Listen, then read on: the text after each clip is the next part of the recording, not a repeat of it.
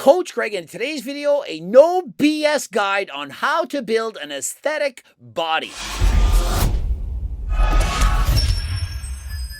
And so, is there in fact a different way to train to build the aesthetic body, looking like a Greek god, versus just going to the gym to put on muscle? Well, in today's video, we're going over Hamza's no BS guide to building this type of physique, and it has close to 5 million views. And so imagine close to 5 million people have watched this. And so let's see, is this good advice, great advice, or should we not listen to him? Stay tuned to find out. I'm going to do some assuming here. You're a young male, age 13 to mid-20s. You chose this video specifically because it's a guide on building an attractive body. And so the first disclaimer I'd like to make is this is mostly for teenagers or guys in their 20s, not for older lifters. And the primary purpose of this, it's not to power lift or to set strength records, but to specifically to look more attractive. And so some people, they get into the gym for sports, they're trying to be better at football, but for many others, it's to look better, to perhaps attract the opposite or even the same sex. Weightlifting. This makes muscles while focusing on a progressive overload. So that literally just means making progress as you go along. And so the first thing he suggests is it's important to progressive overload. And what that means is to train harder than last time. You start out very easy, just going through the motions. And over the weeks, months, and or years, you keep training harder. That's how your body gets better. You offer it a greater stimulus of which it has to overcome that challenge. And that encourages your body to grow bigger muscles. The usual guides you'll see online will have you lifting heavy 3 times a week, focusing on compound movements. This advice is given by guys on Reddit who look like this. He says specifically, don't focus on the compound movements training 3 days a week while in a large calorie surplus. And so for me, I'm going to have to agree with him. Going on a large calorie surplus, all that's going to do is going to get you very fat. Yeah, it's going to help you put on a lot of weight, but if the majority of that is fat, well, what good is it? Here is what I call the hierarchy of attractive muscle groups. And so he states there's such a thing as a hierarchy of attractive muscle groups. Certain muscles are more important to build than others. And I 100% agree with this. There are certain muscles in the human body that the opposite sex or even the same sex is going to find more attractive than others. For example, do you really think it's important to have massive calves? How many of you guys, girls, circles out there are checking out people's calves, and that is just the muscle that you have to look aesthetic? Remember, this is not about bodybuilding. In bodybuilding, you have to be balanced from top to bottom, front to back. You have to have every muscle balanced in unison.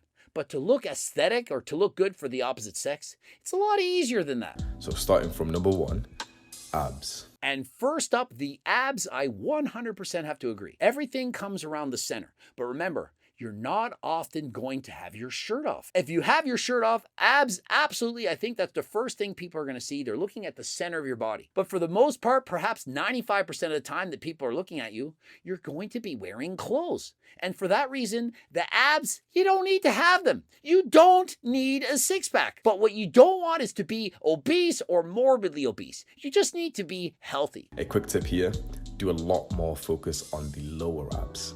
The upper 4-pack is generally built quite well through a normal weightlifting program. And so when he says focus on the lower abs versus the upper abs, I don't believe that to be true. Listen, men and women on average simply carry more body fat in the lower part of their abdominals. And so you're not getting a six-pack by doing a bunch of sit-ups. It comes from having lower than average body fat percentage. And depending on your genetics, you may carry more or less body fat in your stomach. And so don't worry about trying to get shredded. Just worry about being lean and healthy. Number 2, the neck.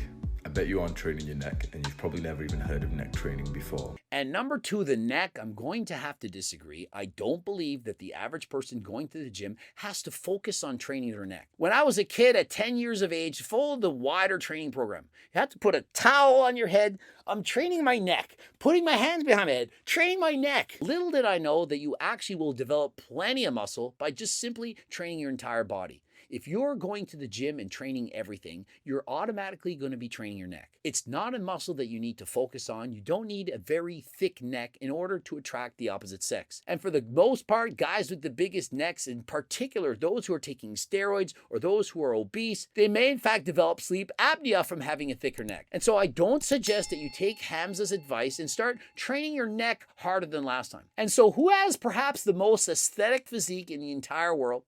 the guy who's won 4 straight Mr. Olympia titles, classic physique, the bodybuilder with the most followers on Instagram, the most liked bodybuilder in the entire world. Who is it? Chris Bumstead. And so let's check out Chris Bumstead's neck. Does it look thick and masculine and massive? Or does it look rather small? I'm saying it. I would argue smaller than average. Yet, look at his physique. Does anyone think that Chris is not aesthetic because of his neck? Does anyone say, oh, look at how small Chris Bumstead's neck is? Nobody! Number 3, the delts.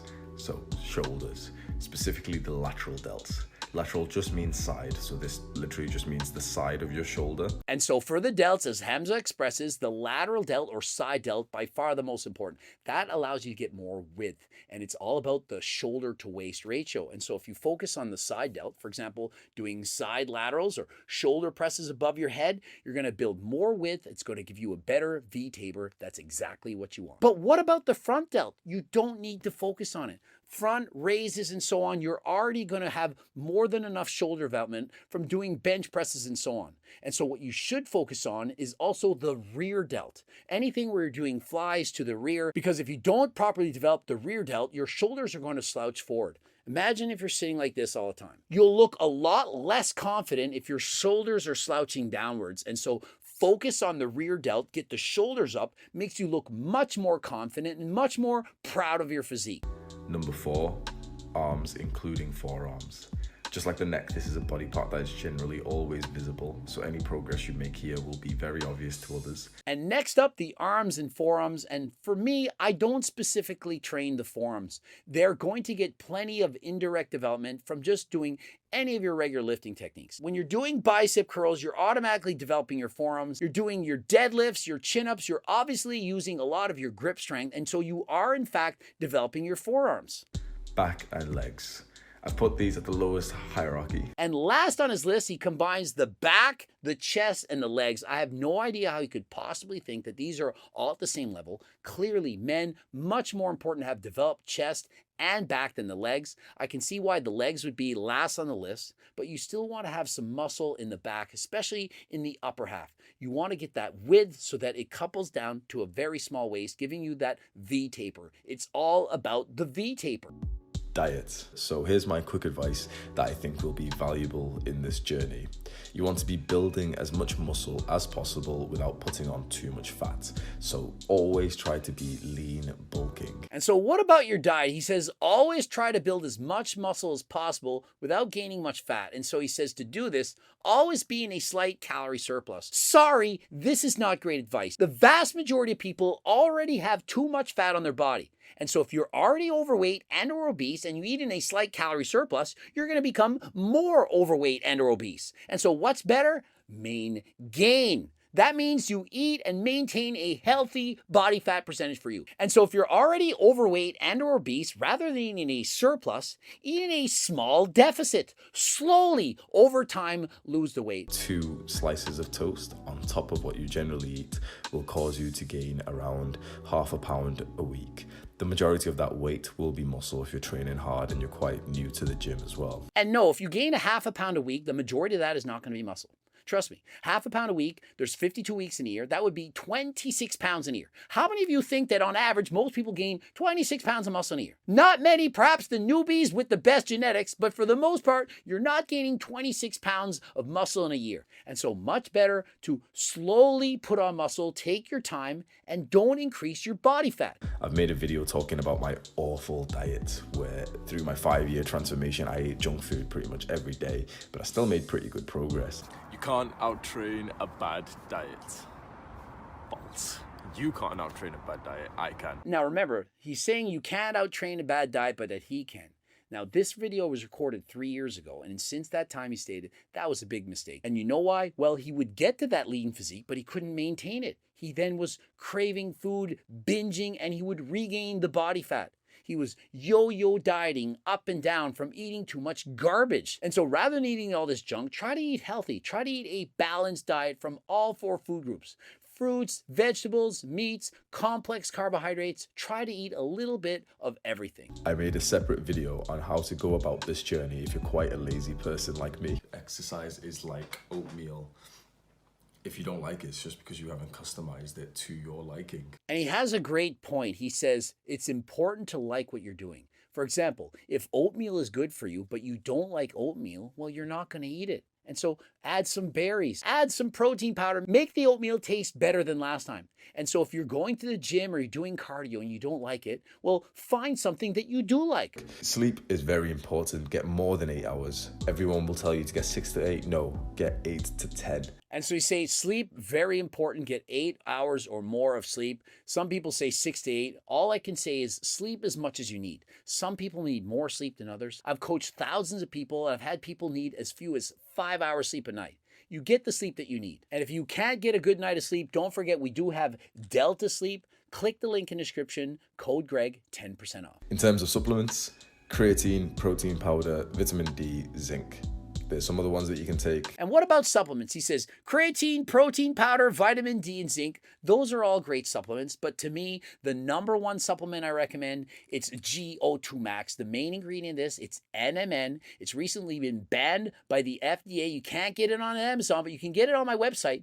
And in double-blind, placebo-controlled human studies, it's been shown to have a dramatic effect on your endurance, your ability to recover, to have more energy. And so whether your goal is cardio or training harder in the gym, look no further than GO2 Max. Going to allow you to become a better butter burner, burn more calories in less length of time, allow you to progressive overload. And so interested in GO2 Max, click the link in the description, code Greg, 10% off. Cardio doesn't really help with building an attractive body, but it does have good health benefits. Plus, it stops you being unattractive if you can't go up some stairs without wheezing like a smoker. And in regards to cardio, I 100% disagree with him. He says cardio doesn't lead to an aesthetic physique. But listen, cardio helps you to be lean, to have a lower level of body fat, and to keep you healthy. And by doing cardio, burn off more calories, you can eat more, and certainly being leaner allows you to be aesthetic. I've kept calling all this a journey. That's exactly what it is. This is your journey.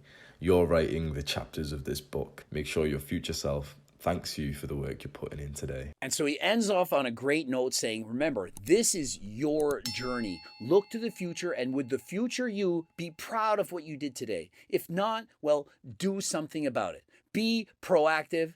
Good luck on your health and weight loss journey. Subscribe, click the bell button, comment to boost the algorithm. Did you like the video? Don't forget, watch at least one of those tube loops. You can watch one. And of course, cookbooks, training books, coaching plans by me and my team, the Circle Diet book, it's my life work. How to lose weight and keep it off, as well as the Harder Than Last Time clothing line. Don't forget, code Greg, 10% off. And until next time, I am out.